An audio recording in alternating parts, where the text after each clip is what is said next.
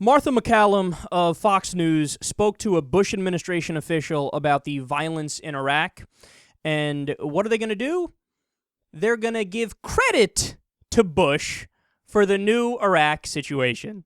Some say that the Islamic militant group that is violently overtaking large parts of Syria and now Iraq could have been stopped if the situation there had not been neglected.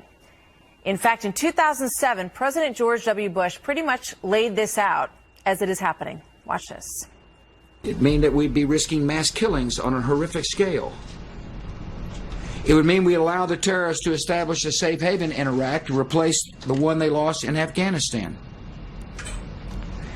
It would mean increasing the probability that American troops would have to return at some later date to confront an enemy that is even more dangerous.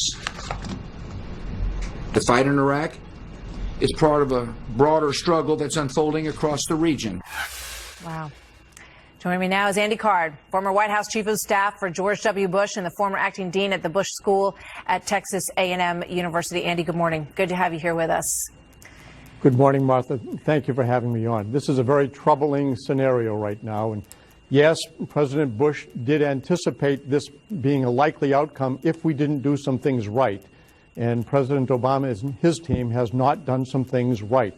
But I think he was too anxious to abandon the successes in Iraq and potentially in Afghanistan and be saddled with problems that would affect America for a very long time. So not having a status forces agreement in Iraq is a horrible problem that President Obama is facing, and he created that problem. It wasn't created by President Bush.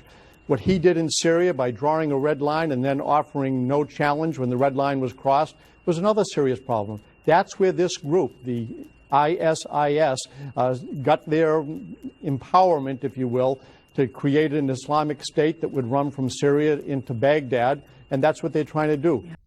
Again, every single conservative and Republican that I've heard talk about this issue so far, they have embarrassed themselves on the issue of Syria and Iraq. Because what's the difference? They're saying, well, look, when President Obama didn't get involved in Syria, I mean, he gave a green light to ISIS to do whatever they want. Now they're going back into Iraq, and it's crazy that you should have done something in Syria. But the debate about going into Syria, we were going to go in to help ISIS. ISIS was fighting Assad. We also wanted to fight Assad. So if we went in, it wouldn't have been to fight ISIS. It would have been to fight Assad. So we would have been allies with ISIS. But he flips it and acts like, nope, us Republicans, we wanted to go in to fight ISIS. No, you didn't. No, you didn't. You wanted to go in to fight Assad alongside ISIS. You wanted to be allies with ISIS. So that's such a bogus argument. You wanted to be allies with these people a few months ago, and now you want to fight them. So you're the ones that are flip-flopping all over the place. Every single conservative has made a total and utter fool of themselves over this issue because they try to whitewash history real fast. Like, no. When we wanted to go into Syria, we wanted to go in to fight ISIS, not to fight with ISIS against Assad. No, we have you on tape, dipshits. We have you on tape. You wanted to fight Assad. You wanted to fight with ISIS. It's unbelievable, man. And then they're inviting on. Did you notice the fucking intro? We would like to invite on from the George Bush Institute of George Bush Awesomeness. It's a Bush expert on Bushy Bush. Like, what the fuck? Why are you inviting? Oh, he's going to be an objective source. I mean, what the fuck, man? You might as well invite on George Bush's asshole hair trimmer to give advice on George Bush. I mean, obviously, the guy was paid by him for how long? He's obviously going to carry water for him. I mean, they don't even try to pretend to be objective on Fox News. It's so sad. And here we're dealing with the situation where Bush broke Iraq. Say what you want about Saddam Hussein. It would have never looked like this under him. There would have never been a Sunni extremist uprising when there was a secular Sunni in Saddam Hussein there who would have crushed any Al-Qaeda or ISIS factions.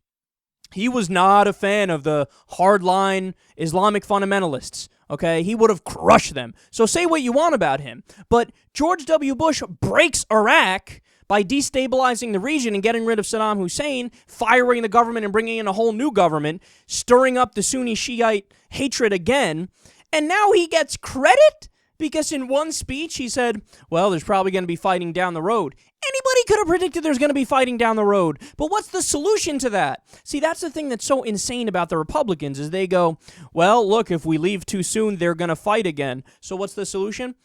Stay there forever. I'm not kidding. That's what they're saying. That's the implication of what they're saying. Well, when we leave, if we leave too soon, there's going to be fighting. No, there's always going to be fighting whenever we leave. Of course, it's a generations old fight going on between the Sunnis and the Shiites. So their solution is, I guess we just stay there forever. The fact that they're basically saying, well, the violence in Iraq proves Bush was right all along, they couldn't be more wrong. They have it exactly backwards. Bush went in and broke the country, and that led to violence, and now he gets credit for saying there's going to be violence?